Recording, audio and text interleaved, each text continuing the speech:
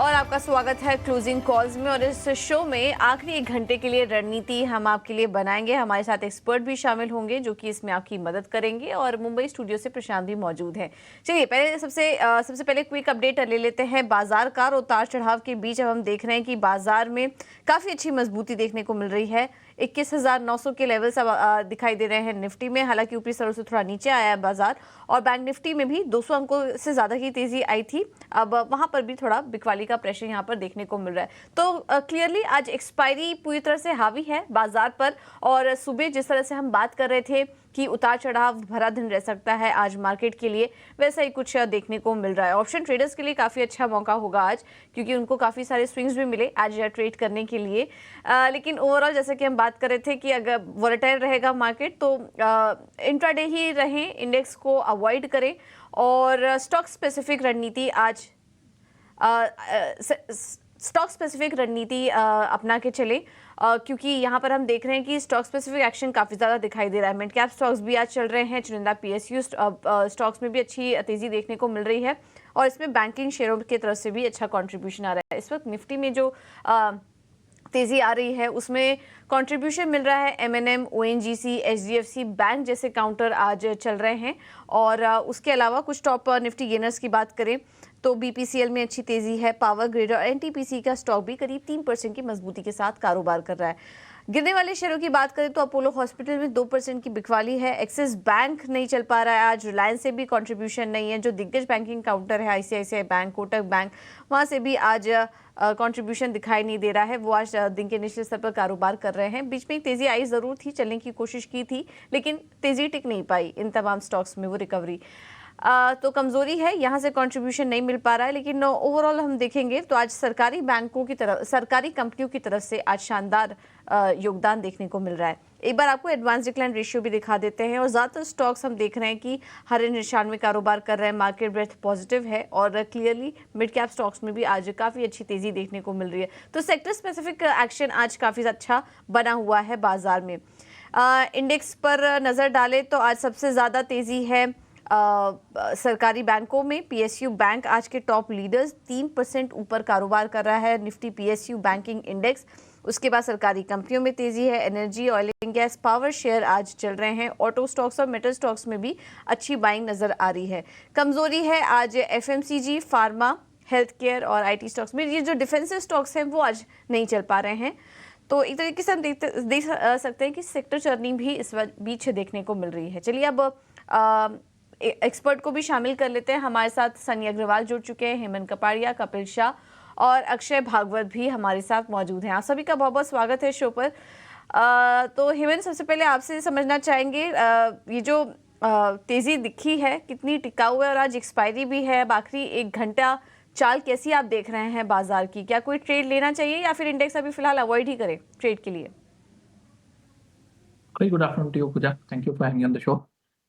आई think आज के लिए ट्रेड अवॉइड करना चाहिए, लेकिन सेटअप पूजा पॉजिटिव हो रहा है। बैंक निफ्टी 4000 पॉइंट 6 वीक की गिरावट, बेस फॉर्मेशन बन गया है, डाउन साइड लिमिटेड है। वीक्स जो 16 के ऊपर कोट कर रही थी अभी 1540 है। 16.5 के ऊपर टाइम बिंग वीक्स पीक हो गई है वैसा लगता है। 15 के नीचे बंद आता है वीक्स तो आई थिंक मार्केट को और एक पुश मिलेगा। तो सेटअप पॉजिटिव है, स्टेबिलिटी है। आईटी पार्टिसिपेट कर रहा है, रिलायंस पॉजिटिव है, और बैंक निफ्टी रिकवरी मोड में है। तो अगर आप देखेंगे all round it is positive, लेकिन करंटली अगर आप देखेंगे तो थोड़ी अपसाइड आ चुकी है निफ्टी में। तो टाइम भी आज के लिए ट्रेड नहीं करें, but I would be more positive than negative, खास करके अगर विक्स 15 के नीचे बंद आता है। पूजा 15 के नीचे अगर विक्स बंद आता है तो फिर यहाँ से पॉजिटिव है, क्योंकि इंडिया विक्स अगर हम देखेंगे तो इस वक्त लाल निशान में ही है। 15 के आसपास इंडिया विक्स कारोबार कर रहा है, तो एक फ्लैटिश है मोमेंटम यहाँ पर। कपिल, आपसे भी समझना चाहेंगे, जिन्होंने सुबह तेजी के लिए ट्रेड ले लिया होगा क्या करें? अब प्रॉफिट बुक करके निकल जाए? जी, यहाँ पे एक बार प्रॉफिट बुक हमें करना चाहिए, क्योंकि 21,950 एक काफी स्ट्रॉन्ग रेजिस्टेंस लेवल है, और उस स्ट्रॉन्ग रेजिस्टेंस लेवल से almost market 50 to 60 point slide हो भी चुका है।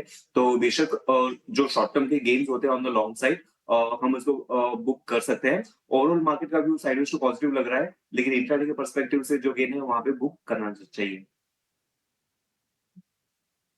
तो ये फिलहाल नज़रिया इंडेक्स पर हमारे एक्सपर्ट्स का। चलिए अब ज़रा हम अपने गेस्ट से जो ट्रेडिंग कॉल्स हैं उनकी वो लेने की कोशिश करते हैं। अक्षय भागवत, मैं सबसे पहले आपके पास आना चाहूँगा। गुड आफ्टरनून, प्रशांत बात कर रहा हूँ। बताइए आज आपकी ट्रेडिंग पिक कौन सी है? Good afternoon Prashant ji. तो मेरा भी नजरिया बाजार पे पॉजिटिव है और जो दो स्टॉक मैंने चुने हैं दोनों बाय की तरफ है। पहला स्टॉक है टाटा मोटर्स। तो कल आप प्राइस पैटर्न देखे तो एक बुलिश इनगल्फिंग कैंडलस्टिक पैटर्न बना था। आज हालांकि सपाट ट्रेड हो रहा है पर ओवरऑल मेरा मानना है कि ट्रेंड पॉजिटिव है और जो रिसेंट स्विंग हाई था 940 का वो टेस्ट कर जाएगा। तो उसके चलते आपको टारगेट 950 का बना के चलना है टाटा मोटर्स में विद स्टॉप लॉस ऑफ 907। और दूसरा मेरा ट्रेड रिकमेंडेशन रहेगा LIC हाउसिंग फाइनेंस में। तो ओवरऑल चार्ट स्ट्रक्चर पॉजिटिव है। हल्का सा डिप मिला था हमको 2-3 दिन पहले, तो 40 के आसपास ट्रेड हो रहा है। ओवरऑल पोजीशनिंग भी डेरिवेटिव्स में स्ट्रांग है, तो इसे मैं बाय करने की रिकमेंड दूंगा for a target of 672 with a stop loss of 625। क्या नज़रिया LIC हाउसिंग फाइनेंस पे 672 तक के लक्ष्य, टाटा मोटर्स में 950 तक के लक्ष्य हासिल होते हुए नजर आएंगे? ये पसंद आता हुआ इस वक्त अक्षय जी को। हेमेन जी, मैं आपके पास आना चाहूँगा। बताइए आपकी पसंद आज क्या है, आपकी रणनीति आज क्या होगी? दो स्टॉक्स पे बाय कॉल रहेगा प्रशांत जी। पहला स्टॉक है एशियन पेंट्स। स्टॉक में काफी बड़ी गिरावट आ चुकी है, स्टॉक ओवरसोल्ड है, बेस बन रहा है या बन चुका है, इंडिकेटर्स क्रॉसओवर बाय में आ चुके हैं। 3400 वाला स्टॉक 2900 आ गया है, एक क्लियर कॉन्ट्रा ट्रेड है। एक रिकवरी बाउंस के लिए 3000 के आसपास की एंट्री, 2950 का स्टॉप लॉस और 3100 का टारगेट। दूसरा स्टॉक है जिसमें बाय कॉल रहेगा प्रशांत जी, वो है HDFC बैंक। सेम लॉजिक है, 1720 वाला ऑलमोस्ट 1360 आ चुका है, oversold, positive divergence, crossover buy, recovery. तो दोनों रिलेटिवली सेफ है क्योंकि बॉटम काफी पास में है। HDFC बैंक 1410 की एंट्री, 1390 का स्टॉप लॉस और 1450 का टारगेट। ये मुझे लग रहा है 1480 1500 तक भी जा सकता है HDFC बैंक। जाए एशियन पेंट्स और HDFC बैंक। एशियन पेंट्स 3100 तक के लक्ष्य, वहीं HDFC बैंक में 1450 तक के लक्ष्य हासिल हो सकते हैं। चलिए कपिल जी का रुख करते हैं। कपिल, आप बताएं आपकी आज स्ट्रेटजी क्या होगी? यहाँ पे मिक्स सेट ऑफ स्टॉक्स है। पहला स्टॉक मेरा ऑटो सेक्टर से है। ऑटो सेक्टर में स्पेसिफिकली ऑटो एंसिलरी है, ZFCV करके है। स्टॉक ने काफी टाइम से एक कंसोलिडेशन पैच में रहा हुआ है, अभी एक लोअर बैंड में तो कंसोलिडेशन पैच में चल रहा है और वो भी आपके 20% करेक्शन ऑलरेडी हो चुका है। पिछले 1.5 साल से हमने देखने मिला हुआ है कि जब भी इसमें 20% का करेक्शन आया है उसके बाद में एक अच्छा सा ऊपर की ओर रुझान देखने मिला हुआ है। तो 15,000 के लेवल पे यहाँ पे बाय का व्यू बनता है विद स्टॉप लॉस ऑफ 14,000 और ऊपर में हमें अपसाइड पोटेंशियल 17,000 के देखने मिलेंगे। और दूसरा जो स्टॉक है मेरा शॉर्ट की साइड है, क्योंकि हम अपर बैंड ऑफ जो consolidation patch of the market में चल रहे हैं और यहाँ पे जो अंडर परफॉर्मिंग स्टॉक्स रहे हुए हैं, लेट्स से बर्जर पेंट तो 553 के लेवल पे चल रहा है यहाँ पे। तो यहाँ पे रेशियोज के पास नहीं आया हुआ है, इंट्राडे में हमें थोड़ा सा रिएक्शन भी देखने मिला हुआ है। तो 553 पे यहाँ पे शॉर्ट का व्यू बनता है, स्टॉप लॉस इसका 563 का रहेगा और नीचे में टारगेट हमें 533 के देखने मिल सकते हैं जी। इस वक्त पसंद कपिल जी की बर्जर पेंट्स और इसके साथ ही हम स्टॉक्स पर अपनी राय उन्होंने दी। चलिए बढ़ते हैं आगे और कुछ और स्टॉक्स पर अपना फोकस करते हैं और इस बीच ज़रा जी एंटरटेनमेंट का चार्ट आपके सामने रखते हैं। इस वक्त देखिए 6% से ज़्यादा की कमज़ोरी इस वक्त जी एंटरटेनमेंट में नज़र आती हुई। चलते हैं इस वक्त सनी के पास। सनी, ज़रा जी एंटरटेनमेंट पर अपना नज़रिया दीजिए। Good afternoon everyone. जी में ऑब्वियसली जो Q3 के नतीजे थे वो कहीं ना कहीं वीक थे और मैनेजमेंट ने कहीं एक भरोसा दिलाया है कि आगे जाके ये बिजनेस को ग्रो करने के लिए जो भी रिक्वायरमेंट है सारे कदम उठाएंगे। हालांकि जिस तरह से अब इसमें जो एक मर्जर होना था सोनी के साथ, ये जो लीगल बैटल है, मुझे लगता है कि थोड़ा समय लगेगा इसमें। और जब तक अब न्यू प्रमोटर या नया कोई प्लेयर आके फंड इन्फ्यूज नहीं करेगा, इसमें कंसोलिडेशन नहीं होगा। जिस तरह से हम देख रहे हैं कि एज पर मीडिया सोर्सेज की TV18 और डिज्नी का जो कंसोलिडेशन होगा, मर्जर होगा, उसके बाद मुझे लगता है कि और जी एंटरटेनमेंट को भी एक बड़े प्लेयर की रिक्वायरमेंट रहेगी, सो दैट कहीं ना कहीं कंटेंट क्रिएशन में एक फंड इन्फ्यूजन की रिक्वायरमेंट हो सके। तो मुझे लगता है कि मेरा भी इसमें न्यूट्रल व्यू रहेगा टिल द टाइम ये इवेंट पीछे ना हो जाए कि कोई बड़ा प्लेयर आके इसमें फंड इन्फ्यूज करेगा। तब तक मुझे लगता है कि थोड़ा सा इसमें संभल कर काम करना चाहिए। थोड़ा मेरा न्यूट्रल व्यू रहेगा। When that event is behind us, then probably हम लोग इसमें पोजीशन बना सकते हैं। सनी जी, एकदम से आपको लग रहा होगा आवाज़ बदल गई है। असल में आवाज़ नहीं बदली, अभी तक थोड़ी देर पहले तक हमारी सहयोगी या पूजा थी और प्रशांत थे। मैं थोड़ा किसी वजह से लेट हो गया ज्वाइन करने में। मेरे सहयोगी अभिषेक भी आ चुके हैं, मेरे साथ ही हैं वो। और हेमंत भाई, आपका बहुत शुक्रिया, थैंक यू वेरी मच। आप काफ़ी दिनों बाद मेरे को स्क्रीन पे दिख रहे हैं। सर आप ना आते रहा करो और आपको फिक्स करना है एक दिन तो, और हम आपको कहोगे तो मैं रिक्वेस्ट मैं खुद से पर्सनली डाल दूंगा। सर हेमंत भाई आप जरूर रहा करो हमारे साथ, हफ्ते में कम से कम एटलीस्ट एक दिन तो रहो। आपकी इंटेलिजेंस कैसे मिलेगी फिर? अरे thank you for your kind work sir Dimpy ji, लेकिन आप एम्बेरस कर रहे हो टीवी पे। I am always there, not a problem sir. आप thank you for your kind work sir. नहीं सर, ऐसे लिया जाता है टाइम। आप करेंगे क्या सर? आप टाइम नहीं दोगे तो ऐसे ही लेंगे आपसे ऑन एयर ही। ओके ठीक है। अक्षय भागवत भी हमारे साथ है और कपिल शाह भी है, और इनसे दोनों से हम काफ़ी बेहतरीन ट्रेड लेते हैं, और सनी सर से हमारी बात होती ही रहती है। सनी सर बहुत बहुत शुक्रिया, थैंक यू वेरी मच। एक काम करते हैं, HDFC और रिलायंस को एक साथ स्क्रीन पे दिखाओ, दोनों को एक साथ स्क्रीन पे दिखाना, HDFC बैंक को और रिलायंस इंडस्ट्रीज़ को। अक्षय पी भागवत जरा टर्मिनल से चेक करो आप, रिलायंस कितना वीक है, HDFC बैंक कितना स्ट्रांग है, दोनों को आपस में बता रहा हूँ। जो स्ट्रांग है उस पर आप बाय की मोहर लगवाएंगे, जो वीक है उस पर सेल पे, नहीं तो अवॉइड भी करेंगे फिर। यहाँ पे अगर दोनों स्टॉक्स में चॉइस करना हो तो HDFC बैंक एक आइडियल बाय कैंडिडेट रहेगा, क्योंकि जिस स्तर पे ये ट्रेड हो रहा है, तो जैसे मेरे हिसाब से हेमंत जी ने भी यही कॉल शेयर करा है, एक ओवरसोल्ड स्टॉक है, बॉटम फिशिंग वाला कैंडिडेट है, पॉसिबल रिवर्सल देखने को मिल सकता है, और यहाँ पे आपका जो रिस्क रिवॉर्ड का पे ऑफ है वो बहुत सही बैठेगा अगर यहाँ पे बाय करे। तो HDFC बैंक एक पॉसिबली डाइवर्जेंस दे रहा है आपको चार्ट्स पे, ओवरसोल्ड जोन से पॉजिटिव डाइवर्जेंस है, और ऊपर के स्तर में 1450 तक आपको अपसाइड दिख सकता है। तो मेरा प्रेफरेंस HDFC बैंक में रहेगा, क्योंकि रिलायंस ऑल्दो चार्ट स्ट्रांग है पर ये काफी ओवरबॉट है चार्ट पे, एग्जैक्टली ऑपोजिट है HDFC बैंक के। तो यहाँ रिस्क रिवॉर्ड पे ऑफ सही नहीं बैठ पा रहा है, तो एक डिप के लिए मैं वेट करना चाहूंगा रिलायंस में। 2875 का डिप मिले तो वो एक रिस्क रिवॉर्ड के दायरे से अच्छा ट्रेड बन सकता है। आंसर HDFC आपने कर दिया पास, और ये कह रहे हैं कि आप HDFC जा सकता है 1450 तक। आप एक बार इस पे ध्यान रखिए। आज सुबह संजीव बसीन भी ये बात कर रहे थे, और हमने आपको बताया कि HDFC में ना आप किश्तों से भी शुरुआत कर सकते हैं। बहुत सारे एक्सपर्ट्स का ये मानना है कि अगर आप सीधा नहीं लेना चाहते, आपका कन्विक्शन अभी उतना हाई नहीं है, तो SIP मोड में चले जाओ, क्योंकि ये टिपिकली ये PMS का शेयर है, ये ट्रेडिंग का तो शेयर भी नहीं है वैसे भी। तो आप 5 किश्तों में पैसा डालो, मान लीजिए 100 रुपये डालना है, 20 रुपये डालो, 80 रुपये अभी हाथ रोक के चलो, जैसे जैसे स्ट्रेंथ दिखाएगा वैसे वैसे आप इसमें आते रहना। ठीक से।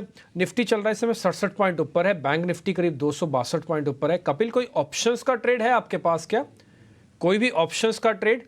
और अगर आधे घंटे वाला कोई ट्रेड हो तो वो भी बता दो आप।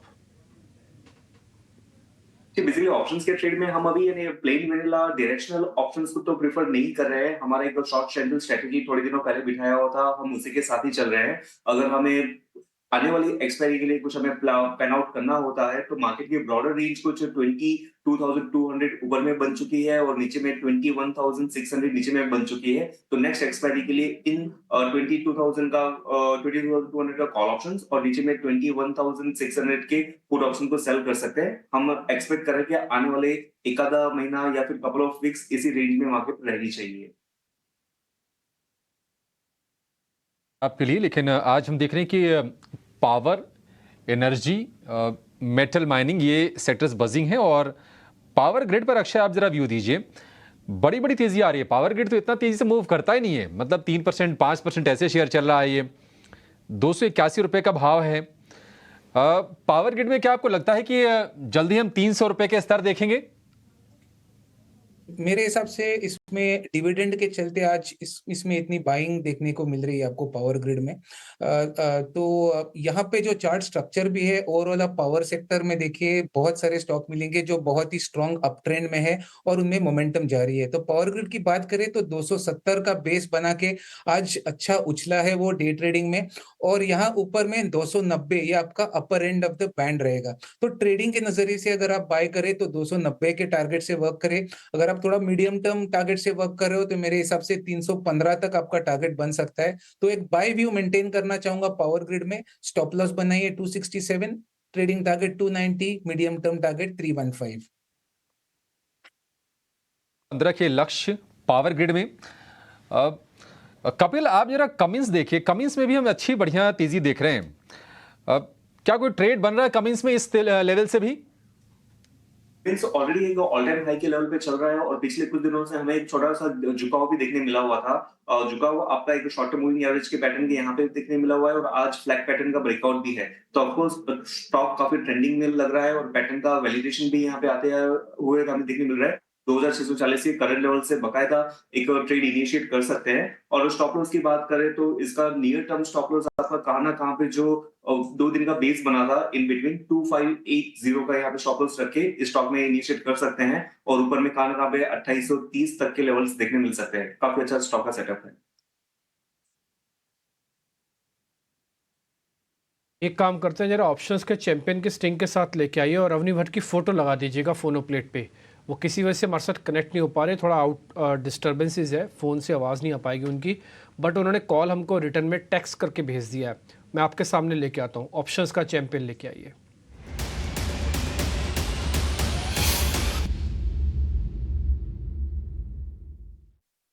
कल भी थोड़ा प्रॉब्लम आ रही थी उनसे बातचीत करने में, तो हमने उनका ऑप्शंस का ट्रेड हमने ही आपके सामने पढ़ दिया था, आज भी हम ही पढ़ देते हैं। ONGC की 280 की कॉल उन्होंने भेजी है। मैं फिर से रिपीट कर देता हूँ, ONGC की 280 की कॉल उन्होंने भेजी है। ये फेब मंथ की है, 29 तारीख की डेरिवेटिव एक्सपायरी है, 10-12 दिन आपके पास हैं। 5 रुपये में खरीदनी है, 3 रुपये का स्टॉप लॉस बनता है, 9 रुपये का टारगेट है। 2 रुपये जाएंगे, 4 रुपये आएंगे, रेशो हो गया 1:2। तो मुनाफा और लॉस आपके स्क्रीन पे लिखा हुआ है। 14,400 रुपये का होगा प्रॉफिट और 8,600 का होगा कैलकुलेशन के हिसाब से लॉट साइज के साथ मल्टीप्लाई करके। ठीक, तो ONGC से अब इस समय करीब 3-3.25% ऊपर है। इसका एक पीयर है ऑयल इंडिया, वो भी आज काफ़ी फास्ट है। एक रिपोर्ट आई थी, शायद जेफरीज की रिपोर्ट थी, और दोनों ही शेयर चल रहे हैं। और ऑप्शंस के ट्रेड का पहला कंडीशन ये होता है कि ट्रेंडिंग स्टॉक चाहिए और स्विंग अच्छा हो। तो 280 की स्ट्राइक एट द मनी, आप इसको पकड़िए 5 रुपये में, 3 रुपये का स्टॉप लॉस, 9 रुपये का लक्ष्य है, 14,500 तक का प्रॉफिट आ सकता है। ये एक ट्रेड हमने आपके सामने रख दिया। ठीक है, अवनी से बातचीत नहीं हो पा रही थी लेकिन उनका ट्रेड हम तक आ गया। बहुत बहुत शुक्रिया अवनी, अगर आप सुन पा रहे हैं तो आपको हम जरा थैंक यू भेज रहे हैं। यहाँ से आगे बढ़े, 1-2 शेयर जरा मेरे को हेमंत भाई से आज पता कर लेने। हेमंत सर, एक बार जरा आप चेक करना लेटेंट व्यू, मैं थोड़ा पोजिशनली प्ले करना चाहता हूँ। लेटेंट व्यू नाम की कंपनी है, उस पर सर आप अलाउ करोगे क्या पोजिशनली लेके रखें, इसमें शेयर्स ले लें कुछ लेटेंट व्यू के? डिस्क्लोजर मेरी और फैमिली की होल्डिंग है ये स्टॉक में। अगर स्पेसिफिकली लेटेंट व्यू की बात करें तो सेटअप पॉजिटिव है। 545 के ऊपर ब्रेकआउट है डीपीजी, तो स्टॉक अच्छा है। हर एक गिरावट पे ऐड कर सकते हैं। डेटा थोड़ा कम है क्योंकि है लिस्टिंग, लेकिन जितना 5-10 साल का डेटा नहीं है, लेकिन जो भी डेटा है बता रहा है आउटलुक पॉजिटिव है। Upside looks like a strong possibility.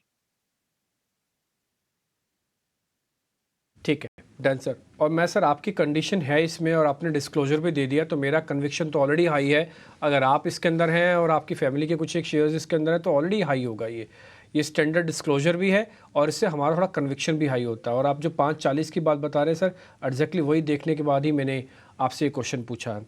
Asian paint एक और ऐसा शेयर है, मेरे को लग रहा है इसका धीरे धीरे करके बेस बन रहा है। सनी अग्रवाल से एक बार समझ लेते हैं।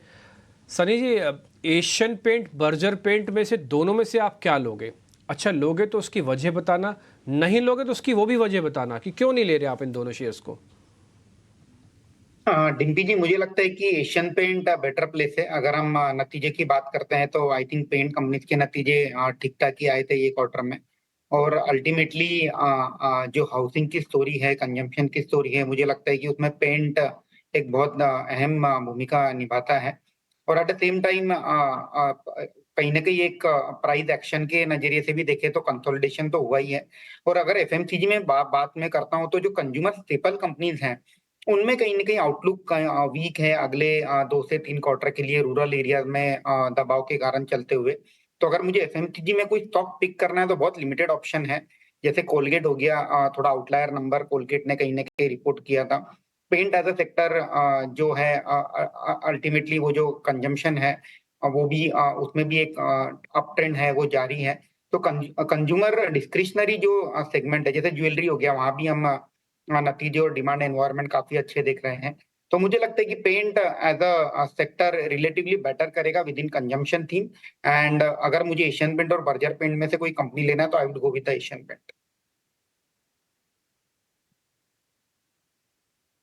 ठीक है, सनी को एशियन पेंट पसंद आ रहा है और बाकायदा डेज हाई पे शेयर ट्रेड भी कर रहा है। हमने दोनों ही शेयर आपके सामने पूछे, लेकिन उसकी रीजनिंग के साथ आपको बता रहे हैं कि क्यों सनी अग्रवाल एशियन पेंट पे बुलिश है और अभी भी ये शेयर चलता हुआ दिख रहा है। एक काम करते हैं, छोटा सा ब्रेक ले लेते हैं। ब्रेक के बाद कुछ और शेयर्स भी हैं, कुछ BTST STVD के सौदे भी है।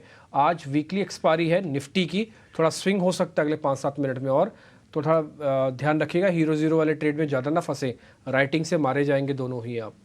छोटा सा ब्रेक लेके तुरंत लौट रहे हैं।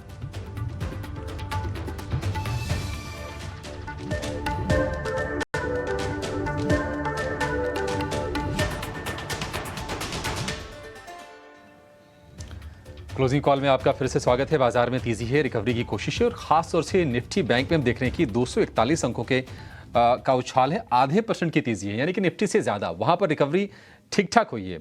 और आज हम देख रहे हैं कि HDFC बैंक के अलावा जो छोटे साइज़ के जो बैंक हैं, मसलन फेडरल बैंक हो गया, यूको बैंक हो गया, bank of India, Dhanlaxmi bank, अब यहाँ पर अच्छी तेज़ी है।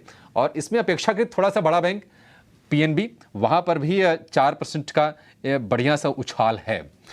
अक्षय, आपसे जानना चाहेंगे कि ये फ्रंटलाइन के अलावा जो मिड कैप वाले बैंक्स हैं, चूंकि इसमें मूव्स बड़े बड़े आते हैं, कहीं पर आपको लगता है कि ट्रेड के बेहतर मौके हैं इस वक्त? जी, मिड कैप बैंक में जरूर स्ट्रॉन्ग मोमेंटम है। और स्पेशली अगर आज फेडरल बैंक की मैं बात करूं तो डे ट्रेडिंग में बहुत ही स्ट्रॉन्ग कंसोलिडेशन का ब्रेकआउट पेश करा है। 150 के पॉइंट पे ये ब्रेकआउट हुआ है। और थोड़ा मैं लंबे नजरिए से चार्ट देखूं तो अभी भी चार्ट स्ट्रक्चर बहुत ही स्ट्रॉन्ग है। आज मोमेंटम रिगेन करा है और मेरा मानना है कि थोड़ा अब अगर इसको ये ट्रेड को टाइम देंगे शायद एक 15 दिन का, तो आपको 190 तक ये स्टॉक दिख जाएगा। तो मैं बाय करने की राय रखूंगा। हमने हमारे क्लाइंटों को भी ये बाय करने की राय दी हुई है जेएम फाइनेंशियल में। तो 190 का ट्रेडिंग टारगेट बनेगा आपका और इसमें आप स्टॉप लॉस बनिए करीबन 145 की। 145 का स्टॉप लॉस, नजदीक का 190 तक के टारगेट से फेडरल बैंक के लिए अग्रेसिव टारगेट्स हम कहेंगे। हेमेंद्र सर, कल परसों हम चर्चा कर रहे थे कि ये सर्दियों में एसी वाले स्टॉक्स खूब चलते हैं और आज भी हम देख रहे हैं कि ब्लू स्टार में बढ़िया तेजी है 3% के आसपास की। इनफैक्ट ये पिछला 1 महीना बड़ा अच्छा साबित हुआ है, 15-18% के आसपास की रैली हमने देखी है शेयर में। आपको इसके चार्ट्स कैसे लग रहे हैं सर, और ये तेजी आप कहाँ तक जाते हुए देख रहे हैं? हाँ, बहुत ही लीनियर मूव रहा है। अगर आप चार्ट देखेंगे तो कुछ ये शुरुआत तो हुई है 23 मार्च 2020 से 204 रुपये से, और एक कंस्ट्रक्टिव तेजी है। हर एक जो मूव आया है एक टाइम प्राइस रिट्रेसमेंट कंसोलिडेशन करके आगे बढ़ा है, तो अभी भी इंटैक्ट है। इतनी बड़ी बढ़त के बाद भी पर्टिकुलरली ओवरबॉट भी नहीं है। स्टॉक एक बहुत ही अच्छे अप ट्रेंड में है। लेवल्स बचते नहीं क्योंकि क्लियर ब्लू स्काई है, लेकिन रिसेंटली अगर आप देखेंगे डेली चार्ट पे कुछ 10-12 ट्रेडिंग सेशन का छोटा सा कंसोलिडेशन किया, उसमें से ब्रेकआउट है, तो ये कंटिन्यू करेगा। इट लुक्स वेरी पॉजिटिव और चिंता की कोई कारण अभी तो दिख नहीं रही।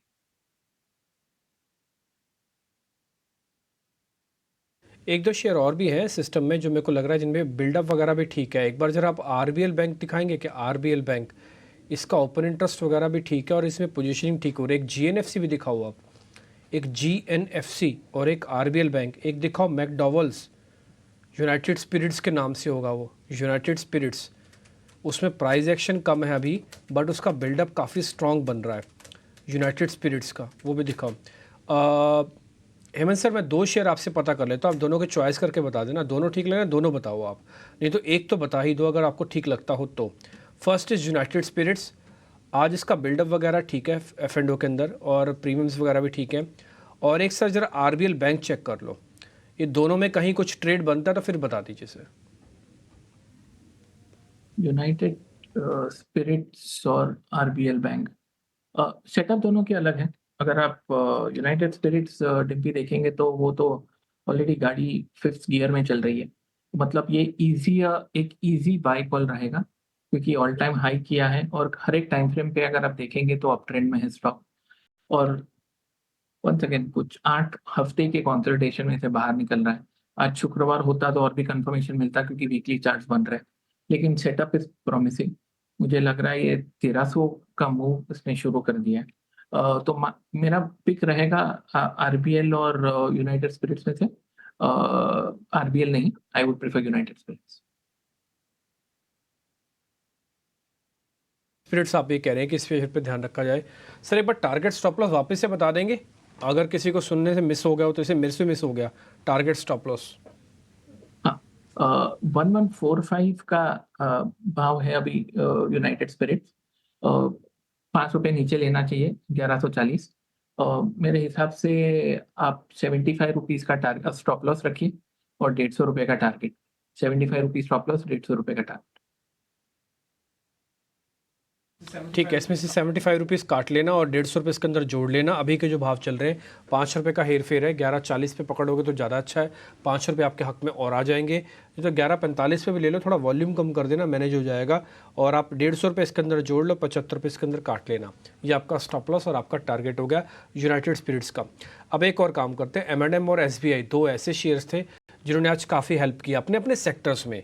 SBI बैंकिंग को संभालने का काम कर रहा है और दूसरा M&M ने आज ऑटो में काफ़ी जान भरी है। नंबर्स के बाद ये और स्ट्रांग हुआ है। नंबर्स में इसमें एक बात बताई गई थी कि इसके ट्रैक्टर डिवीज़न को लेकर प्रॉब्लम है। जब रिपोर्ट आई और रिपोर्ट ने कहा कि डिमांड आगे भी सुस्त रहेगी, लेकिन आगे तो RBI गवर्नर ने कहा कि मॉनसून ठीक जाएगा। अभिषेक ये माजरा क्या है? रिपोर्ट ये कहती है कि ट्रैक्टर डिवीज़न इनका स्लो है, सुस्त है, लेकिन RBI गवर्नर कहते हैं कि मॉनसून ठीक आएगा। अभी तक की प्रेडिक्शन ऐसी हो रही है। तो M&M में जीत कौन रहा है? ट्रैक्टर से शुरुआत कर लेते हैं। कंपनी की तरफ से जो कमेंट्री आई है उसमें यह कहा गया है कि मार्केट शेयर तकरीबन 0.25% बढ़ा है ट्रैक्टर का और करीब करीब 42% पर पहुंच गया है, जो कि FY19 के बाद ये सबसे ज़्यादा है। तो जो रिपोर्ट्स आ रही होंगी वो देखना होगा कि क्या उसमें कैलकुलेट कर रहे हैं, लेकिन निश्चित तौर पर ट्रैक्टर मार्केट शेयर बढ़ रहा है। और आज हम अगर शेयर को देखेंगे तो शेयर ना सिर्फ 52 हफ्ते के ऊपरी स्तर पर है, बल्कि रिकॉर्ड ऊंचाई पर है। नंबर्स तो कल ही आ गए थे, कल मार्केट के दौरान नंबर आ गए थे, इसके नतीजे आ गए थे, लेकिन शेयर आज रिएक्ट इसी वजह से कर रहा है क्योंकि तमाम जो बड़े ब्रोकरेज हाउसेज हैं जिनको हम और आप सुनते हैं, जिनको फॉलो करते हैं, वहां पर टारगेट्स के लिहाज से अपग्रेड आया है और सभी के सभी ब्रोकरेज हाउसेज बुलिश हैं। एक बार नतीजों को बता देते हैं कि नतीजों में खास क्या रहा है। मुनाफा 61% के उछाल के साथ करीब 2,500 करोड़ रुपए पर आया है और यह अनुमान से थोड़ा सा कम था, लेकिन फिर भी अगर आप देखेंगे तो बहुत ही दमदार नतीजे हैं। एबिडा फ्रंट पर भी अच्छा प्रदर्शन, यानी कि कामकाजी मुनाफा 10% बढ़कर करीब 3,500 करोड़ रुपए रहा है। ऑटो और फार्म दोनों सेगमेंट में कंपनी का मार्केट शेयर बढ़ा है, ऐसा कहना है कंपनी के MD and CEO Anish Shah का। उन्होंने ये जानकारी दी है। ऑटो सेगमेंट में रिकॉर्ड वॉल्यूम है, 20% बढ़कर करीब करीब 2 लाख से ज्यादा। यूटिलिटी व्हीकल में भी रिकॉर्ड प्रदर्शन, रिकॉर्ड वॉल्यूम 1.25 लाख के आसपास। और 1 फरवरी को SUV जो कि इनका स्ट्रांग होल्ड है, वहां पर हम देख रहे हैं कि डिमांड का ट्रैक्शन लगातार मजबूत है और ओपन बुकिंग है वो है 2.25 लाख गाड़ियों की। तो इससे आप समझ सकते हैं कि कितना मजबूत ट्रैक्शन है M&M को लेकर और आज वो शेयर में हम रिफ्लेक्ट होता हुआ देख भी रहे हैं। अच्छा, अगर हम ब्रोकरेज हाउसेस की रिपोर्ट्स की बात करें तो वैसे तो तमाम ब्रोकरेज हाउसेस बुलिश हैं, लेकिन Jefferies, Morgan Stanley, Nomura, CLSA इनकी तरफ से बहुत अच्छी रिपोर्ट आई है। जेफरीज ने होल्ड की रेटिंग दी है, टारगेट को बढ़ाया है। मॉर्गन स्टैनली ने ओवरवेट की रेटिंग दी है और 1859 से बढ़ाकर टारगेट को कर दिया 1952 रुपए। नोमुरा उससे और आगे, 2 कदम और आगे कहेंगे, क्योंकि 1980 का टारगेट पहले था, अब इसको बढ़ा के कर दिया है 2143 रुपए। तो दमदार नतीजे, दमदार कमेंट्री मैनेजमेंट की और उसके बाद ये ब्रोकरेज की तरफ से बढ़िया अपग्रेड शेयर को लेकर। ठीक है, तो पूरी की पूरी रिपोर्ट, सारे डाटा आपने हमारे सामने शेयर भी कर दिया। एक काम करते हैं, जरा टेक्निकल सेटअप भी चेक करवा लेते हैं। अक्षय P भागवत, एक बार जरा आप चेक करना M&M को। आज जिनके पास है उनका गेन बहुत बढ़िया है, क्या उनको आज ही बुक करना है या फिर BTST करें? मैं कहूंगा आज बहुत ही बढ़िया गेन है जरूर, पर अगर फ्रेश ट्रेड लेना है तो थोड़ा कंफर्ट नहीं होगा क्योंकि शेयर काफी बढ़ चुका है डे ट्रेडिंग में। तो मैं कहूंगा जिनके पास ऑलरेडी है शेयर, जिन्होंने कल लिया है, तो उनके लिए जो है वो स्टॉप लॉस उनको ट्रेल करे 1715, ये आपका ट्रेलिंग स्टॉप लॉस बनेगा। और यहाँ से अगर मोमेंटम पिकअप करके चलता है स्टॉक तो 1825 तक आपके ट्रेडिंग टारगेट्स बन सकते हैं। तो जिनके पास है वो होल्ड करे। अगर बाय करने की आपको इच्छा है तो थोड़ा सा डिप आपको अगर 1740 तक कल परसों मिल जाए तो वो एक आइडियल बाइंग पॉइंट रहेगा एमएनएम में। व्यू पॉजिटिव है, 1825 का टारगेट बना के चलो।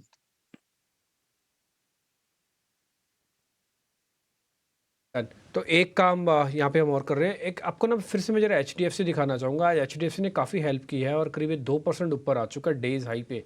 मैंने शुरुआत भी जब अपना आज का सेशन किया था तो HDFC से ही शुरू किया था कि HDFC के अंदर आज पहली बार ऐसा लग रहा है कि अपनी गिरावट को रोकना चाहता है, डेज हाई पे है। सुबह बसीन साहब बोल रहे थे, एक दो एक्सपर्ट्स ने और भी बताया कि यह चल सकता है। टेक्निकली अब टिपिकली ब्रेकआउट हो रहा है। आप इसका आवरली चार्ट देखेंगे ना तो आपको क्लियर दिख जाएगा, इसने 50 दिन के एवरेज को ब्रेक कर दिया, 200 दिन के एवरेज की तरफ जा रहा है। ट्रेंड सुपर ट्रेंड डालेंगे तो आपको दिखेगा कि अभी बेस बनाने के बाद अभी बाय जोन में भी आ गया है। ठीक है, देखते हैं इसमें अभी और क्या होता है। एक दो शेयर जरा मेरे पास और भी है लिस्ट में, मैं फटाफट से पता कर लेता हूँ टेक्निकली। फिर हम एक अनुराग के पास एक अहम खबर है इंश्योरेंस से जुड़ी हुई, वो भी लेके आएंगे आपके सामने। बट पहले फटाफट से कुछ शेयर्स पता कर लेते हैं आज उनमें क्या करना चाहिए। एक जरा दिखाइए राजेश एक्सपोर्ट्स का शेयर, इसका प्रॉफिट गिरा है तो शेयर की पिटाई हुई है। जरा दिखाएं स्क्रीन पर, राजेश एक्सपोर्ट्स डेज लो पे है। आप कपिल एक बार ज़रा बताएंगे कि इसका बेस कहाँ पे बन रहा है? इसके नंबर्स खराब आए हैं इसलिए ऐसा टूटा है ये। जी, बेसिकली राजेश एक्सपोर्ट चार्ट हम देखते हैं तो बहुत टाइम से एक लुप्त स्टॉक रहा हुआ है। कुछ खास मार्केट के मोमेंटम नहीं देखने मिले। ऊपर में 1000 के कुछ लेवल्स बनाए थे, नीचे में 500 के कुछ सपोर्ट लेवल बनाए थे। अभी ये जो इसका जो रेंज का ब्रेकडाउन है, हम इसको एक डिस्ट्रीब्यूशन पैच कहते हैं और डिस्ट्रीब्यूशन पैच के बाद में आपका डिक्लाइनिंग फेज चालू होता है। तो स्टॉक अभी डिक्लाइनिंग फेज में होते हैं और डिक्लाइनिंग फेज का कैरेक्टरिस्टिक्स ये होता है कि आपका रेजिस्टेंस लेवल काफी मजबूत होते हैं और सपोर्ट लेवल काफी कमजोर होते हैं। तो स्टॉक प्राइस नीचे में स्लाइड कर रहा है और नियर टर्म में भी इसका कोई खास सपोर्ट लेवल नहीं मुझे देखने मिल रहा है। Stock sell on rise of course बन रहा है और नीचे में जो जब भी मैं इसका देखता हूँ इमीडिएट सपोर्ट लेवल, वो भी काफी दूरी के पे आता है। तो 313 पे भी चल रहा है। उसका नेक्स्ट में सपोर्ट लेवल कुछ 256 या 260 के लेवल के यहाँ पे है। तो मेरे लिए ये वीक काउंटर है, सेल ऑन राइज का ही बनेगा और अल्टीमेटली 256 तक रीच करना चाहिए। ओके ठीक है, थोड़ा वेट करने की भी थोड़ी ज़रूरत है और मेरे को लग रहा है कि जो इम्पैक्ट होता है ना वन डे और किसी तरीके की रिकवरी ना आए तो उसको वेट करने में समझदारी है। कहीं और भागा थोड़ी जा रहा है शेयर, आपको फिर मिल जाएगा ट्रेड करने के लिए अगर आपको ट्रेड करना है। दूसरी एक और बात, मार्केट में अपॉर्चुनिटी हज़ार हैं, बस आपको चुनाव करना है। बस वही चुनाव आपका अगर ठीक हो गया तो फिर आप बाज़ार के अंदर अच्छा पैसा बना के निकलेंगे और जल्दी भी पैसा बना के निकलेंगे। बस चुनाव ठीक होना चाहिए। जैसे मान लो आज किसी का HDFC आज से चुनाव शुरू हुआ तो बढ़िया है, वो बिल्कुल बेस पे और बॉटम पे ले रहा है और उसके पास आज का ट्रेड आ गया, प्रॉफिट आ गया, BTST करे, STBT करे, जो भी उसको करना सो करे, अपना प्रॉफिट बुक करना है करे, नहीं तो ट्रेलिंग स्टॉप लॉस लगा दे। ठीक है ना। तो इस तरह की कुछ कुछ सौदे आपको पकड़ने चाहिए जिनका अगर ग्रिप में आ गया ना फिर आपके मज़े आ जाएंगे। इंश्योरेंस पॉलिसी जारी होने के 30 दिन में आप बिना पेनल्टी के पॉलिसी को कैंसिल कर पाएंगे। असल में IRDA ने फ्री लुक पीरियड को 15 दिनों से बढ़ाकर 30 दिन कर दिया है। पूरी डिटेल अनुराग शाह के पास है। अनुराग, ये 15 से 30 दिन क्यों किए गए हैं? घर के लोगों से बात नहीं हो पाती या फिर और पॉलिसी चेक नहीं हो पाती इसलिए 15 से 30 दिन दिए गए हैं, या फिर कोई और वजह है? पर जिसने नहीं लेनी वो नहीं लेनी, उसको 15 दिन क्या, उसके लिए 30 दिन क्या? देखिए, IRDA का ये प्रस्ताव है जिसमें फ्री लुक पीरियड को 15 दिन से बढ़ा के 30 दिन करने की बात रेगुलेटर ने कही गई है। उसके पीछे मकसद ये है कि कई बार ये होता है कि मिस सेलिंग हो जाती है। आपका जो एजेंट है वो आपको पॉलिसी खरीदने के लिए कन्विंस कर देता है, आप पॉलिसी खरीद लेते हैं, पॉलिसी जारी हो जाती है और उसके बाद कुछ वक्त बाद आपको लगता है कि यार ये गलत पॉलिसी में फंस गए। तो इसीलिए अब IRDA आपको 1 महीने तक का वक्त देगा कि 1 महीने पॉलिसी जारी होने के 1 महीने तक अगर किसी भी वक्त आपको लगता है कि ये पॉलिसी के अंदर जो डिटेल्स है, जो टर्म्स एंड कंडीशंस हैं, वो आपको नहीं पता थे और ये पॉलिसी आपके लिए उपयुक्त नहीं है, तो आप उसको पॉलिसी को कैंसिल कर सकते हैं और उसमें किसी भी तरह के चार्जेस नहीं होंगे, पेनल्टी नहीं होगी और पूरा पैसा आपको रिफंड किया जाएगा। तो मिस सेलिंग को रोकने के लिए और ग्राहकों को ज़्यादा प्रोटेक्ट करने के लिए ये IRDA के द्वारा प्रस्ताव दिया गया फ्री लुक पीरियड को 1 महीना। इसके साथ साथ IRDA ने और भी कहा है कि अब आप पॉलिसी लेने जाएंगे, प्रपोजल के स्तर पे भी आपको बैंक अकाउंट नंबर देना जरूरी होगा, क्योंकि क्लेम के लिए वक्त या फिर जो पॉलिसी का पैसा भी अगर रिफंड हो रहा है तो विदाउट बैंक अकाउंट डिटेल्स आपका प्रपोजल आगे ही नहीं बढ़ेगा। Life insurance, general insurance, health insurance के अंदर नॉमिनेशन भी जरूरी कर दिया है। लाइफ इंश्योरेंस में तो पॉलिसीज लागू नहीं होगी। तो जिस तरह के बदलाव रेगुलेटर कर रहा है, कल एक बहुत बड़ा ऐलान किया है IRDA के द्वारा से जो ड्राफ्ट एक्सपोजर आया बीमा सुगम पॉलिसी का, जिसमें ऑनलाइन मार्केट प्लेस तैयार की जाएगी सभी के लिए। ये भी काफ़ी बड़ा डेवलपमेंट है। तो लगातार हम देख रहे हैं कि रेगुलेटर के द्वारा नए नए एक्सपोजर ड्राफ्ट आ रहे हैं, जिससे इंश्योरेंस सेक्टर को किस तरह से और ज़्यादा इवॉल्व किया जाए आगे चलकर। अनुराग बहुत शुक्रिया, थैंक यू वेरी मच। ये जो लुकआउट पीरियड है 15 दिन से अब 30 दिन बढ़ाने की बात हो रही है, आप आराम से देख लीजिए, चेक कर लीजिएगा। और मेरे को तो लगता है कि वैसे 15 दिन ठीक है, आप देख लो इधर उधर, और भी आजकल तो वेबसाइट्स भी बहुत सारी हैं, और आराम से सारी चीज़ें रखो। आप इंश्योरेंस लेने से पहले 10 बार सोचो, लेने के बाद फिर ज़्यादा इधर उधर ना देखा जाए। ठीक, तो बहुत शुक्रिया Anurag sir, thank you very much, बढ़िया से आपने बताई इंश्योरेंस वाली खबर। ये आगे बढ़ रहे हैं, एक छोटा सा ब्रेक ले रहे हैं। जब ब्रेक के बाद जुड़ेंगे तो 20 से जुड़ी हुई 2 चीज़ें आपको बताएंगे, एक तो BTST के सौदे और बिटकॉइन। बिटकॉइन हो गया $50,000 के ऊपर, जरा चेक करवाएंगे आपके साथ।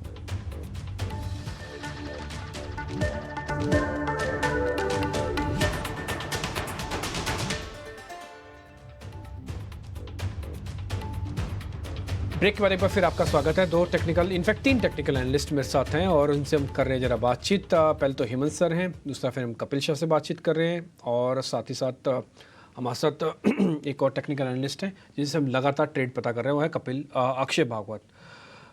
कपिल, पहले आपसे कोई BTST का सौदा है तो ज़रा बताओ, फिर हम बिटकॉइन पे भी जाएंगे। पहले आप BTST का कोई सौदा है तो वो बताओ। अभी PSU बैंक्स में हमें काफी एक अपरन देखने मिल रहा है, तो यहाँ पे मुझे बैंक ऑफ इंडिया पे मेरा ध्यान आ रहा है, क्योंकि उसने काफी अच्छा एक बेस बना के ब्रेकआउट दिया हुआ है और आज इसका फॉलोअप साइन भी हमने देखने मिल रहे हैं। तो बैंक ऑफ इंडिया 143 के लेवल के यहाँ पे चल रहा है। इसका स्टॉप लॉस और इंट्राडे का जो मैं लो देखता हूँ 138 के इसके स्टॉप लॉस रहेंगे, और ऊपर में इस स्टॉक के अपसाइड पोटेंशियल कहाँ ना कहाँ पे हमें 148 से 150 तक देखने मिल सकते हैं। तो बैंक ऑफ इंडिया BTST के लिए मेरी तरफ से ट्रेड रहेगा। बैंक ऑफ इंडिया कपिल की तरफ से BTST ट्रेड। अक्षय, आपकी तरफ से क्या ट्रेड होगा या फिर क्या ट्रेड होंगे, आप 2 भी बता सकते हैं। जी, फेडरल बैंक होगा जो हमने आज शो पे डिस्कस करा। ऑलरेडी 4% ऊपर है, पर ये स्टॉक आप देखें बहुत दिनों के बाद इतना स्ट्रॉन्ग मोमेंटम गेन करा है, तो इसमें जो है मोमेंटम बहुत स्ट्रॉन्ग है। और मेरा मानना है कल के कल ही आपको 158 या 160 प्लस के टारगेट दिख सकते हैं। अभी 156 के आसपास चल रहा है, आइडियल BTST कैंडिडेट है। अभी बाय करें आप with stop loss of 153, target around 165 तक आप बना के चले। 165 तक का टारगेट आप फेडरल बैंक में BTST की ट्रेड लीजिए, उसके टारगेट्स आपके लिए अक्षय की तरफ से। हेमेंद्र सर, आपकी तरफ से कोई ट्रेड? सर ये था विषय जी, मेरे हिसाब से एल्केम लिमिटेड BTST कर सकते हैं। 5310 की एंट्री, 40 रुपए का स्टॉप लॉस और 80 रुपए का टारगेट। 5310 की एंट्री, 40 रुपए का स्टॉप लॉस, 80 रुपए का टारगेट। Risk reward ratio 1:2। मंगलम सीमेंट, पॉली कैब, कोफोर्ज काफी हैं लेकिन थोड़े बढ़ चुके हैं, इसलिए एल्केम दे रहा हूँ BTST के लिए। BTST के लिए अल्केम लैब्स 40 रुपए का स्टॉप लॉस, यानी कि 5270 का स्टॉप लॉस, 80 रुपए का टारगेट, यानी कि 5390 रुपए के टारगेट्स आपको अल्केम लैब्स में आते हुए दिखेंगे। अक्षय, आपसे एक मैं सवाल पूछूंगा। अगर मैं पूछूं आपसे कि क्या HDFC बैंक का BTST करने के लिए कंफर्ट आ रहा है क्या आपके पास, क्या जवाब होगा आपका? जी बिल्कुल, यहाँ पे कंफर्ट बहुत है क्योंकि जैसे मैंने कहा, ये यहाँ पे आप बाय करेंगे तो आपका जो रिस्क रिवॉर्ड पे ऑफ है बहुत ही बेहतरीन मिल रहा है आपको, क्योंकि इसका बेस एरिया है करीबन 1400 का, जहां से इसने रिवर्स करा है। एक रिवर्सल कैंडिडेट है, शायद मोमेंटम वो तरह की आपको ना मिले, थोड़ा ट्रेड में टाइम लग सकता है, बट आप बाय करें क्योंकि आज डे ट्रेडिंग में काफी अच्छा उसने गेन करा है। बीटीएसटी के नजरिए से देखें तो कल के कल आपको 1425 तक डे ट्रेडिंग में मिल सकता है, बट मैं कहना चाहूंगा कि थोड़ा आप ये ट्रेड में होल्ड करके चले। 1450 तक ये टारगेट बनता हुआ दिख रहा है ये नेक्स्ट 3 to 4 ट्रेडिंग सेशंस में। कई बार क्या होता है, मार्केट और मार्केट के चीज़ों में इतना फंस जाते हैं कि दूसरे एसेट क्लास में क्या हो रहा है उसकी जरा भनक भी नहीं रहती है। आपको मैं एक बीटीसी का यानी कि बिटकॉइन का एक चार्ट दिखाता हूँ, आप ज़रा स्क्रीन पे देखेंगे डॉलर टर्म्स में बीटीसी आईएनआर में भी मिलता है यानी कि इंडियन रुपये में मिलता है। एक बार ज़रा मेरी स्क्रीन दिखाएं आप, तो बीटीसी में यूएसडी फॉर्म में दिखा रहा है यानी कि डॉलर टर्म्स में दिखा रहा हूँ। और आप बहुत सारे एक्सचेंजेस में काम करते होंगे, इंडिया में मल्टीपल एक्सचेंजेस हैं, मल्टीपल प्लेटफॉर्म्स हैं जहाँ पर आप काम कर सकते हैं। सरकार ऑलरेडी इसको मान्यता नहीं देती है, लेकिन गवर्नमेंट इसके ऊपर टैक्सेशन लगाती है अगर आप इसमें इनकम करते हैं। इसको मोनेटाइज किया जाता है, यानी कि अगर आपका कोई प्रॉफिट हुआ है तो आप बैंक अकाउंट्स में पैसा ट्रांसफ़र भी ले सकते हैं बीटीएससी वगैरह सेल करके। मल्टीपल करेंसीज है, बट क्रिप्टोज़ को हम ज़्यादातर बिटकॉइन से ही समझते हैं। एक इथीरियम नाम की भी है एक कॉइन, बट उसकी चर्चा थोड़ी कम होती है। बीटीसी आप देख पा रहे हैं क्या शानदार मूव्स ने दिया है, और ये बेस टेक्निकल्स वाले अच्छे से समझ पाएंगे, जो भी चार्ट में आपको दिखा रहा था कि उसी जगह से टिपिकली ब्रेकआउट हुआ है जहाँ से एक बार पहले भी कर चुका है। ये 2 राउंड की तेज़ी के बाद थर्ड राउंड को वापस उसी जगह पे अचीव करने की कोशिश कर रहा है। ये मैं आपके सामने मार्क कर देता हूँ बाकायदा। ये फर्स्ट राउंड की तेज़ी थी, साइडवेज हुआ, फिर सेकंड राउंड की तेज़ी बनी, फिर से साइडवेज हुआ, लेकिन उसी जगह पर आके इसने अपना बॉटम बनाया जहाँ पे टिपिकली बनता है, और उसके बाद अब फिर से नए यानी कि थर्ड टॉप बनाने की तरफ ये बढ़ता हुआ आपको कॉइन, ये करेंसी दिख रही है। अभिषेक ने कुछ ग्राफिक्स भी बनाए हैं, जरा वो ग्राफिक्स भी सारे स्क्रीन पे दिखा दीजिए। अभिषेक, जब आप एक ग्राफिक्स बना रहे थे या पढ़ रहे थे, जरा बीटीसी में आपका व्यू पॉइंट क्या बना और आप क्या सोच रहे थे, जरा वो बताइए। डिम्पी, सबसे पहले सोच तो ये आई कि शाहरुख खान का बड़ा मशहूर डायलॉग है, आपने भी सुना होगा, यू कैन लव मी और hate me but you can not ignore me. और ये चीज़ ना बिटकॉइन पर बिल्कुल सटीक बैठती है। और आप कह रहे थे कि यहाँ पर उसको लीगल मान्यता नहीं हमारे देश में, फिर भी टैक्सेशन उस पर है, तो चर्चा में बिटकॉइन हमेशा रहता है। और इस बार फिर से चर्चा में आया है क्योंकि दिसंबर 2021 के बाद पहली बार जो मार्केट कैप है वो 1 लाख करोड़ डॉलर के पार निकल गया है, 50,000 का भाव हो गया है। और 2024 में अब तक 21% का जोरदार उछाल आया है, और एक ट्रिगर है कि शायद आगे और ये चलेगा, उसके बारे में मैं आगे आपको बताऊंगा। लेकिन अभी जो तेजी है इसके पीछे बड़ी वजह यह है कि अमेरिका का जो रेगुलेटर है, सिक्योरिटीज एंड एक्सचेंज कमीशन, उसने बिटकॉइन के ईटीएफ्स को मंजूरी दे दी है। 1 दशक तक आवेदन आते रहे मंजूरी के लिए, उसको एसईसी ठुकराता रहा, लेकिन आखिरकार 11 स्पॉट ईटीएफ्स को एसईसी ने मंजूरी दी है। और ब्लैक रॉक और फिडेलिटी इन्वेस्टमेंट के प्रोडक्ट में करीब $3.25 बिलियन का निवेश भी आया है। 11 जनवरी से ट्रेडिंग शुरू हो चुकी है, और ईटीएफ्स को मंजूरी मिलने के बाद से भी बिटकॉइन में 11% की जबरदस्त तेजी आ चुकी है। 2023 से आप जिस रैली की बातचीत कर रहे थे, 2023 से वह शुरू हुई, और 2023 से अब तक जो बिटकॉइन का भाव है वो 3 गुना हो गया है। नवंबर 2021 में बिटकॉइन ने $69,000 का रिकॉर्ड बनाया था, और अप्रैल में बिटकॉइन की हाविंग होनी है। हाविंग मतलब हाफ हो जाएगा ये, उसके बाद कीमतों में और रफ्तार की उम्मीद है। तो दरअसल हाविंग होती क्या है, इसको मैं बहुत ही क्विकली बता देता हूं। हर 4 साल में एक बार हाविंग होती है, और इस बार अप्रैल में होने की उम्मीद है। ये जो माइनर्स को अवार्ड किए जाते हैं बिटकॉइन या कॉइन, उसकी संख्या आधी हो जाती है, जिसके चलते बिटकॉइन की वैल्यू बढ़ जाती है। अब तक बिटकॉइन की 4 बार हाविंग हो चुकी है, और हर बार बिटकॉइन की कीमतों में उछाल देखा है, और अधिकतम जो उछाल था एक बार 6 गुने तक का हुआ है उस हाविंग के बाद से। तो अप्रैल का इंतजार कीजिए, भाव भी $50,000 है, उम्मीद करेंगे इससे और ऊपर भाव भी जाएंगे। ठीक है, तो चार्ट के जरिए डाटा के जरिए आपको पता लग गया। और एक बात और क्लियर कर दें कि बिटकॉइन के अंदर जो कॉइन्स है वो लिमिटेड है, सिर्फ काटे और पीटे जा सकते हैं, लेकिन कॉइन्स को बढ़ाया नहीं जा सकता, इसलिए इसकी जो डिमांड है वो हमेशा मार्केट के अंदर रहती है। खैर एनी भाई, कपिल, आप करते हो क्या बिटकॉइन वगैरह में ट्रेड, या आपको कोई सलाह लेता है, या फिर आपको इसके बारे में इंटरेस्ट है क्या? जी, बेसिकली चार्ट की एक language kind of universal language होती है, तो उसको अक्रॉस एसेट क्लास हम लोग यूज कर सकते हैं। जैसे आपने जिक्र किया था, तो तभी मैंने जस्ट देखना स्टार्ट किया होता। पहले मैं काफी ट्रैक करता था जब इतने काफी ज्यादा रूल्स एंड रेगुलेशन नहीं थे, लेकिन जस्ट अभी मैं देख रहा हूँ तो काफी अच्छा बेस बना के प्राइसेस ने ब्रेकआउट दिया हुआ है। जो 52,200 का जो लेवल था वो वीकली चार्ट का एक रेजिस्टेंस लेवल थे, और ये ब्रेकआउट भी आपका ऐसे ही वन वे में नहीं हुआ है, अटक अटक के पॉज होते हुए देखने मिला हुआ है। तो मुझे लग रहा है कि अभी का जो उसके अपसाइड पोटेंशियल रहती है, जो नेक्स्ट इमीडिएट हर्डल रहता है वो कहाँ ना कहाँ पे 59,000 तक का पोटेंशियल इसमें आ सकता है। डन सर, थोड़ा आइडिया भी मिल गया आपसे और आपका इंटरेस्ट भी है, तो हमने ये आपके सामने रख दिया। एक बार ज़रा स्क्रीन पे इसको हटाइए और हम कुछ और वापस इक्विटीज़ की तरफ लौट आते हैं और ज़रा चेक कर लेते हैं कि कहाँ कहाँ पे और कुछ ट्रेड बनते हैं। हेमंत सर, एक बार ज़रा कोलपाल चेक करेंगे क्या आप? ये थोड़ा स्लो मूवर है बट एक चैनल का ब्रेकआउट कर रहा है सर कोलपाल। एक बार ज़रा चेक करना सर, ये BTST कैंडिडेट बनेगा क्या?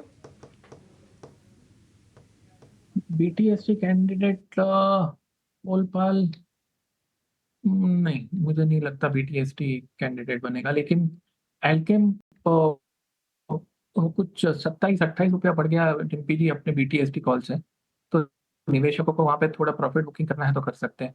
5310 में दिया से 5338 तो हो चुका है 40। नहीं सर, फिर टारगेट हिट ही करना पड़ेगा, फिर इसकी रिप्लेसमेंट भी ढूंढ लो हेमंत सर आप। फिर एल्केम का जरा टारगेट हिट लगाओ। ये दिया तो BTST था बट क्या ना, BTST BTA मिनट हो गया ये, इसको कल तक तो टमोरो तक तो लेके नहीं जाना पड़ा। ये buy today and within sell within a minute हो गया ये, तो आपका टारगेट हिट एल्केम का है। हेमंत सर एक और शेयर बताओ फिर इसकी रिप्लेसमेंट में, STBT भी बता सकते हो, हाँ जरूरी नहीं है BTST चाहिए। मैंने आपको पॉलीकैप बताया था डिम्पी जी, वो भी यहाँ से ऑलरेडी 50 रुपया बढ़ गया 15 मिनट में। मेरी गिनती के हिसाब से और कुछ देखेंगे तो एक FNO स्टॉक नहीं है। I don't know FNO stock recommend, non FNO stock recommend करना चाहिए कि नहीं, लेकिन एक हाँ मंगलम सीमेंट इंटरेस्टिंग लग रहा है, लेकिन नॉन FNO स्टॉक है तो वो अवॉइड करते हैं डिम्पी जी, बिकॉज वो शायद डिलीवरी आए नहीं आए। सो आई वुड से दैट कोई बात नहीं सर, आप फिर छोड़ दो, छोड़ दो सर, आपके दोनों शेयर हिट हो गए ना, मेरे को इसी से खुशी है, मेरे को इसी की खुशी है। पॉलीकैप मैंने सर दिखा दिया, 15 मिनट का मैंने चार्ट ड्रॉ किया, अपनी स्क्रीन पर दिखाया है, और आप देखिए टिक बाय टिक है, शानदार मूव आया, करीब 6% ऊपर है। एल्केम ऑलरेडी हमने दिखाया, एक बार जरा एल्केम भी दिखा दो, मैं भी अपनी स्क्रीन से एल्केम को नोटिस करवा देता हूँ। और ये थे, मैं कह रहा हूँ BTST, लेकिन कई बार क्या होता है BTST पर मिनट में भी चलते हैं, और आप ये एल्केम का भी चार्ट देख लीजिए, क्या स्ट्रॉन्ग मूव इसके अंदर भी आपको वापस से बनता दिख रहा है। कोई बात नहीं हेमंत सर, आपने कल का काम आज ही करवा दिया, बहुत बहुत शुक्रिया, थैंक यू। अच्छा 2 ही मिनट रह गए मार्केट बंद होने में, कोई और सौदा अगर किसी ने देखा है तो ज़रा पता कर लेता हूँ। कपिल और अक्षय कोई भी है तो ज़रा हाथ ऊपर उठा के बता दो, नहीं तो फिर हम आगे बढ़े क्लोजिंग की तरफ, ज़्यादा ट्रेड लेने की इच्छा नहीं है। नहीं छोड़ दें, ठीक है, दोनों ने हाथ नहीं उठाया, दोनों छोड़ देते हैं। मार्केट की क्लोजिंग की तरफ बढ़ते हैं और ज़्यादा सौदे लेके जाने की ज़रूरत नहीं है। ऑलरेडी आपको 2 सौदे इंट्राडे में अभी मिल गए तेज़ी के, और आज की जो क्लोजिंग है वो नंबर्स के लिहाज से और कन्विक्शन के हिसाब से काफ़ी अच्छी है।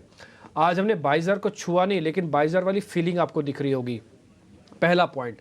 दूसरा पॉइंट, आज हमने आपको निफ्टी बैंक के बारे में बताया था कि आप एक काम करना, 46,000 के ऊपर एक लॉट ले लेना, और एक लॉट हम 45,800 की वेट करेंगे। 45,800 भी आया, और वहाँ पे अगर आपने इसको लिया है तो आपकी एवरेज बन गई थी 45,900 की, और बंद हो रहे हैं 46,274 पे। ये स्पॉट की कैलकुलेशंस बता रहा हूँ, उसमें प्रीमियम एडजस्टमेंट नहीं है। तो आप 200-250 पॉइंट अपना कमा के जा रहे हो आज बैंक निफ्टी से भी, जो सुबह का अगर आप व्यू पॉइंट देखते हो तो हमारा। तो अब आपकी मर्जी है, आप इसको बेच के जाओ या लेके जाओ, मेरे हिसाब से लेके जाना चाहिए। क्लोजिंग अच्छी हो रही है, हो सकता है कल का मूव भी मिल जाए, और एक ट्रैपिंग भी हो जाएगी, ये शॉर्ट्स की ट्रैपिंग होगी। थोड़ा FIs को डाटा चेक करेंगे। आज HDFC में जो बाइंग दिख रही है ना, वो लग रहा है कि थोड़ा FIs वहाँ पे आएगा और बैंकिंग की तरफ आएगा।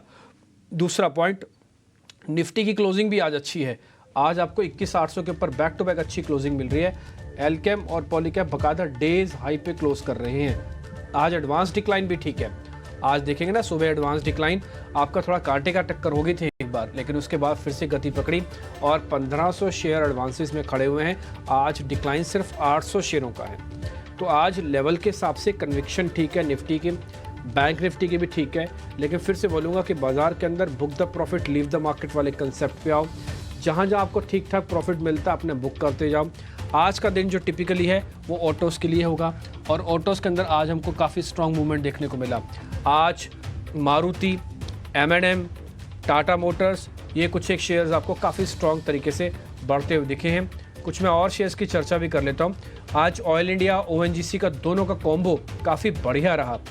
आज सारेगामा भी चला कैश में से, आज MRPL भी चला, MRPL ने भी आज स्ट्रॉन्ग मूव दिखाया। आज दिन का ठीक किसका नहीं था, वो था जी एंटरटेनमेंट का। ये एक दिन चल रहा है, एक दिन टूट रहा वाला कंसेप्ट अभी पका नहीं है। दूसरा राजेश एक्सपोर्ट्स का नंबर्स खराब आए तो पिट गया। वेदांता की ब्लॉक डील लगी, शेयर ठीक नहीं हुआ, 3% बकायदा नीचे। आज इसने साल का हाई टेस्ट किया, उसका नाम है एस्टर DM। जिसने आज साल का हाई बनाया उसका नाम है गुजरात पीपावाव लिमिटेड, GPPL के नाम से मिलेगा। आज जिसने फिर से हाई बनाया वो ऑयल इंडिया है, 52 वीक हाई। जिसने 52 वीक हाई फिर से टेस्ट किया वो था MRPL। तो ये कुछ एक शेयर्स हैं जिनमें आज बढ़िया ट्रेड हमको देखने को मिला। जिनकी हफ्ते भर की परफॉर्मेंस काफ़ी अच्छी थी, उसमें आप SBI को भी काउंट कर सकते हैं। पिछले एक हफ्ते से काफ़ी अच्छा चल रहा है। और पिछले एक हफ्ते से जो शेयर टूट रहे हैं उसमें आप पेटीएम को जोड़ सकते हैं, करीब 34% टूट चुका है एक हफ्ते के अंदर, जो हमने आपके सामने रखी। आज जहाँ पे वॉल्यूम अच्छा था वो था ग्लैंड फार्मा। एक बार वॉल्यूम दिखा दीजिए, उसके अंदर वॉल्यूम बहुत बढ़िया आया है। जिनके अंदर डिलीवरी का वॉल्यूम अच्छा बना हुआ है उसमें गोदरेज इंडस्ट्रीज़ है, कचारिया सेरेमिक्स जैसी कंपनीज हैं, जहाँ पे करीब करीब वॉल्यूम जो है, डिलीवरी वॉल्यूम 80% से ऊपर भी है। तो ये कुछ एक शेयर्स हैं जो आज मार्केट के अंदर अच्छा प्ले करके गए हैं। BTST, STBT आपने नोट कर ही ली होंगी, और हेमंत सर के तो दोनों के दोनों कॉल्स आज में हिट हो गए हैं। बहुत बहुत शुक्रिया Hemant sir, thank you very much. आज आप कार्यक्रम का हिस्सा बने और आप आते रहिएगा सर। मैं आपको एम्बेरस नहीं कर रहा हूँ, आपसे मैं रिक्वेस्ट कर रहा हूँ, आप हफ्ते में एक दिन हमको ज़रूर दीजिए। कपिल बहुत शुक्रिया आपका भी, थैंक यू वेरी मच, आपने टाइम निकाला। अक्षय पी भागवत आपका भी थैंक यू वेरी मच, आपने आज टाइम निकाला और आपसे अच्छे से बात हुई है। बहुत बहुत शुक्रिया sir, thank you very much. Manish ji, आज आपको फिर से थोड़ी सी तारीफ करनी है हमारी, क्योंकि बैंक निफ्टी ने आज 40,000 मत बोलिए मैं बोलूंगा, क्लोजिंग दी। मत बोलिए मैं बोलूंगा। 40,000 के ऊपर एक लॉट और 44,000 मत बोलिए मैं बोलूंगा। नहीं मत बोलिए, 45,800 के आसपास एक लॉट प्लस थोड़ा मेरे हिस्से के लिए मत बोलिए, बिल्कुल मत बोलिए। आप जो देख रहे हैं ना, मैं कुछ और देखा बताना चाह रहा हूँ।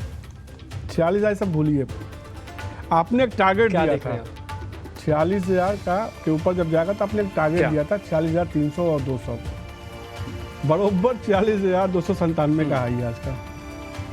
वहीं से देखिए थोड़ा नीचे आ गया है। तो दोनों टारगेट अचीव जैसे ही कहा था 46,000 के ऊपर जाएगा, कोई दिक्कत और नहीं। आज आप निफ्टी भी चेक कर लो, आप चेक कर लिया, निफ्टी भी चेक करो मनीष जी, निफ्टी का लो भी चेक करो 795, बिल्कुल 800 आपके बोला था कि 800 के आसपास इससे नीचे नहीं जाएगा, वहीं पे के आसपास खरीदिए और फिर आप ऊपर लेके जाइए। और 21,953, ये भी कहा था कि निफ्टी में फोर्स नहीं है 22,000 के ऊपर जाने का, थक जाएगा और थक गया 21,953 पे। कल सुबह मिलते हैं और मैं हिमांशु से बोलता हूँ कि कम से कम एक प्रोमो बना दे इसका पक्का से, कि निफ्टी और बैंक निफ्टी में कैसी तेजी और देखने को मिली थी। चलिए, प्रोमो की आवश्यकता नहीं है, हम ये चाह रहे हैं कि जो डाटा की स्टडी आप तक पहुंच जाए और एक्सपर्ट्स का व्यू पॉइंट आप तक पहुंच जाए। ना ही प्रोमो के लालच है, ना ही प्रोमो का लाभ है, आपके पास डाटा अच्छे से मिल जाए, बस ये ज़्यादा जरूरी है। कुछ नहीं करे दर्शक, सुबह का वीडियो देख ले, अभी का वीडियो देख ले, सच सामने है, ठीक है ना। हमारे तब कहावत है ना, पढ़े लिखे के लिए फारसी किया और सच के लिए जो है आता है, तो वही चीज़ है। वक्त ब्रेक का है, ब्रेक के बाद लौटेंगे तो कल की तैयारी बताएंगे कि आपको क्या करना चाहिए और दर्शकों के तमाम सवालों के जवाब देंगे छोटे से ब्रेक के बाद।